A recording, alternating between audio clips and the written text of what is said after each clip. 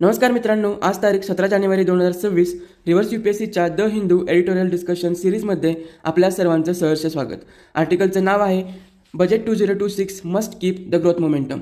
General studies paper 3च्या भारतीय अर्थव्यवस्था या घटकाशी निगडीत हे आर्टिकल आहे. बजेट 2026-27 मध्ये ग्रोथ मोमेंटम टिकवणं का गरजेचं आहे आणि त्यासाठी कोणत्या उपाययोजना कराव्या लागतील हे आपण या आर्टिकलमध्ये पाहणार आहोत. पहा, 2025 मध्ये जागतिक स्तरावर टॅरिफ्स, सप्लाय चेन ताण आणि आर्थिक अनिश्चितता असे धक्के होते, पण तरीही भारताची अर्थव्यवस्था टिकून राहिली. आता प्रश्न असा आहे, ही गती पुढे नेण्यासाठी बजेट 2026-27ने काय करायला हवं? सोप्या भाषेत सांगायचं तर देशांतर्गत वृद्धीची साधने मजबूत करावी लागतील, म्हणजेच उत्पादक भांडवली खर्च वाढवावा लागेल, पण त्याचवेळी राजकोषीय शिस्त म्हणजेच फिस्कल डिसिप्लिन आणि कर्ज जोखीम नियंत्रण म्हणजेच डेप्ट रिस्क कंट्रोल राखणे गरजेचं आहे. चला लेखातले काही की फोकस पॉईंट्स डिस्कस करूया. पहिला मुद्दा, डिफेन्स.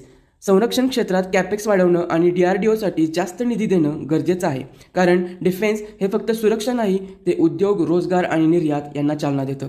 दुसरा मुद्दा, क्लीन एनर्जी आणि ॲडव्हान्स्ड मॅन्युफॅक्चरिंग. बॅटरी, इलेक्ट्रिक वाहनं आणि ग्रीन टेकसाठी क्रिटिकल मिनरल्स महत्त्वाचे झाले आहेत, म्हणून नॅशनल क्रिटिकल मिनरल मिशन ही स्ट्रॅटेजिक पायरी ठरते.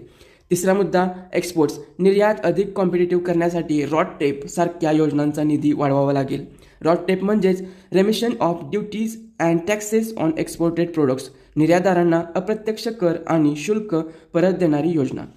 चौथा मुद्दा, GCC म्हणजेच ग्लोबल कॅपॅबिलिटी सेंटर आणि ट्रान्सफर प्राइसिंग. GCC म्हणजे मोठ्या कंपन्यांचं भारतातील टेक आणि ऑपरेशन्स हब, आणि ट्रान्सफर प्राइसिंग म्हणजे त्या कंपनीच्या वेगवेगळ्या देशातील युनिट्समधील व्यवहारांचे दर ठरवण्याचे नियम. हे नियम स्पष्ट नसतील तर उद्योग विश्वातील विश्वास कमी होतो, म्हणून पॉलिसी क्लॅरिटी आवश्यक आहे. पाचवा मुद्दा, ड्रोन इकोसिस्टीम. ड्रोन क्षेत्रात स्केलअप आणि रिसर्च अँड डेव्हलपमेंटसाठी टार्गेटेड सपोर्ट आणि डेडिकेटेड फंड गरजेचं आहे, कारण हा सेक्टर पुढे निर्यातवाढीचा महत्त्वाचा घटक ठरू शकतो. आणखी एक कोर मुद्दा म्हणजे फायनान्स. भारताला बँकांवरच अवलंबून न राहता कॉर्पोरेट बॉन्ड मार्केट डिपेंड करावा लागेल, जेणेकरून उद्योगांना दीर्घकालीन कर्ज मिळेल. आणि शेवटचा मुद्दा, टॅक्स डिस्प्यूट्स.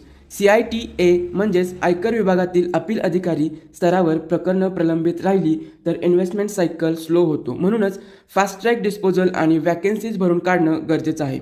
तर मित्रांनो, निष्कर्ष एकच, बजेट 2026-27 मध्ये ग्रोथ मोमेंटम टिकवायचा असेल तर स्पर्धात्मकता, धोरणात्मक निश्चितता आणि संरचनात्मक सुधारणा या तिन्ही गोष्टी समन्वयितपणे राबवाव्या लागतील.